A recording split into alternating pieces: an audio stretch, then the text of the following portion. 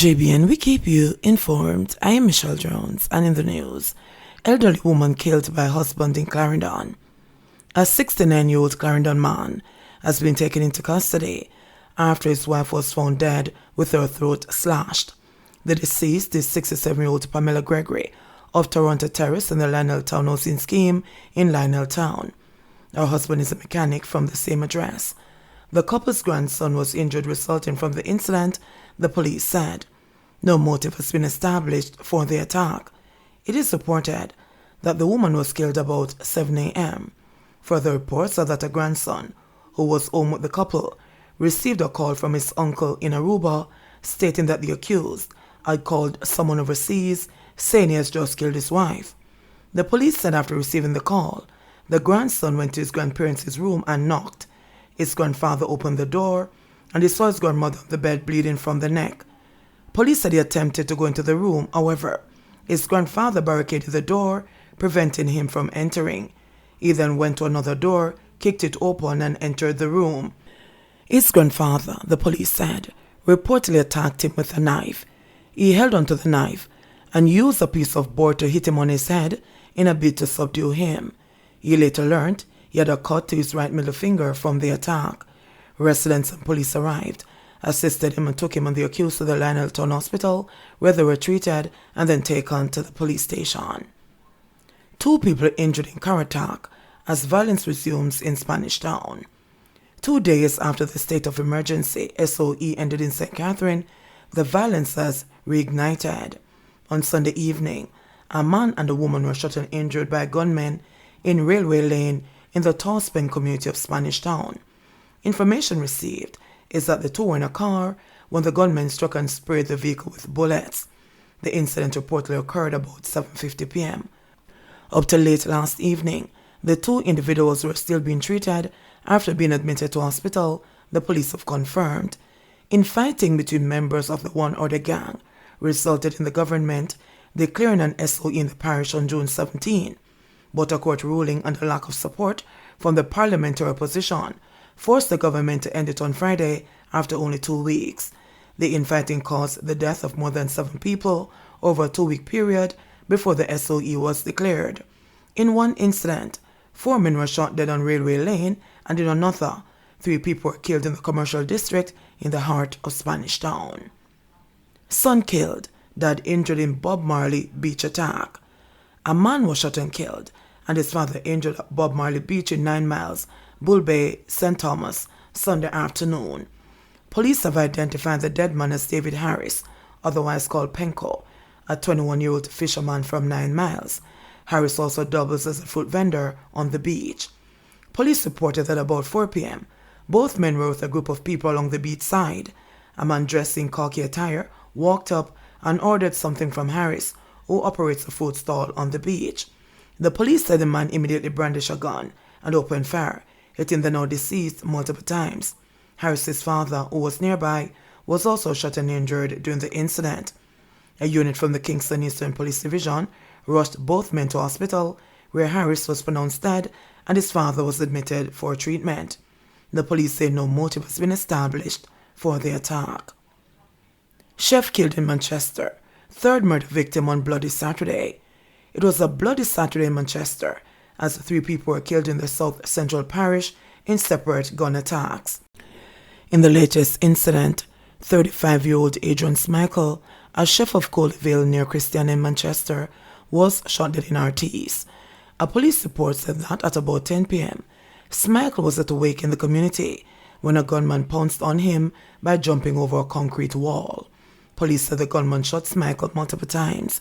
He was pronounced dead at hospital just under an hour earlier. 15-year-old Vesteroy Sinclair was shot dead in Turnotop District near the Manchester-St. Elizabeth border as he attempted to save his mother during a struggle with gunmen. On Saturday afternoon, 49-year-old Ricardo Bennett, a fisherman of Old Harbour, St. Catherine, was shot by a gunman on Juicy Plaza in Mandeville. He later succumbed at hospital.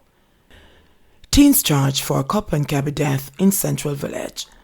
2 19-year-old men were Monday charged in connection with the last year's gruesome killing of a policeman and a taxi driver in Central Village, St. Catherine. Corporal Delwyn Jackson was assigned to the Glengough Police Station in the St. Catherine North Division, and Kenroy Chandler were attacked and shot dead by gunmen on Honey Lane in Big Lane, St. Catherine. The cop was robbed of his firearm and an undetermined sum of cash by his killers, charged with 2 counts of murder and illegal possession of firearm and ammunition are Andre Martin, a pig farmer, and Daniel Gillespie, otherwise called Ross, a laborer. Both men are from Big Lane in Central Village. They were charged by detectives from the Major Investigations Division. The police said they are searching for at least one other man in connection with the incident. On August 18 last year, residents reported hearing explosions sometime after 7 p.m. and called the police. On the arrival of the lawmen, Corporal Jackson was seen lying on the roadway with multiple gunshot wounds. He was pronounced dead at hospital. A grey Nissan Tido motor car with the engine running was found at the scene. The area was canvassed, and while the scene was being processed by cops, the body of Chandler, who was from West Prospect District in Bogwalk, St. Catherine, was found in bushes with gunshot wounds. It's reported that Corporal Jackson was in the area on personal business, allegedly to purchase a Mark X motor vehicle when he was shot. Big reduction in deportations, but over 500 Jamaicans sent home in 2021. The number of Jamaicans who were deported to their homeland in 2021 was 501, a big decline from the 653 who were sent back in 2020. The reduction was in large part due to the 40.3% drop in the number of deportations from the United States last year. Overall, the number of Jamaicans sent home in 2021 was 23.3% lower when compared to 2020. The statistics are contained in the 2021 edition of the Economic and Social Survey Jamaica, a publication of the Planning Institute of Jamaica. According to the statistics, the overall decline in deportations in 2021 was in spite of increases in the number of people sent back from Canada, which was up 60.6%, and the category called Other Countries, which was up 28.6%. And despite falling off by over 40%, the United States is still the main country from which Jamaicans are deported, making up 56.1% of the total. The Other Countries category accounted for 28.7% of those returned, Canada 10.6%, while the remaining 4.6% came from England. Some 30.5% of those deported was for overstaying, illegal entry or re-entry, and 25.7% for possession of drugs, the survey said. It also noted that overstaying, illegal entry and re-entry were the main reasons for deportation from other countries at 68.8% and Canada at 60.4%. For the United States, it was involvement in criminal activity at 85.4%.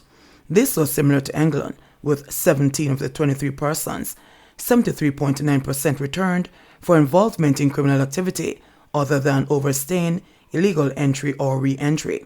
Males accounted for 88% of those returned. In the meantime, 8 persons, 6 males, were extradited from Jamaica, 5 to the US, 2 to Canada, and 1 to England.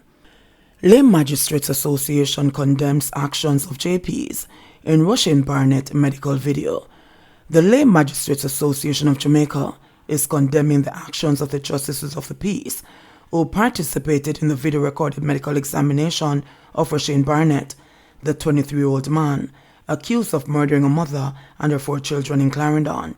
The video, of about 6 minutes, emerged on social media Friday evening, showing Barnett being questioned by a team of 4 JPs, which included medical doctor Andre Cook.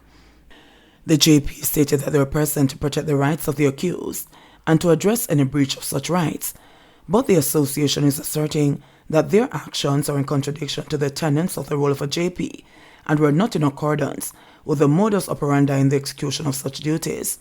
Further, it is condemning the release of the video. We hope that this act of indiscretion was not an act of the Justice of the Peace, said a spokesperson in a statement today.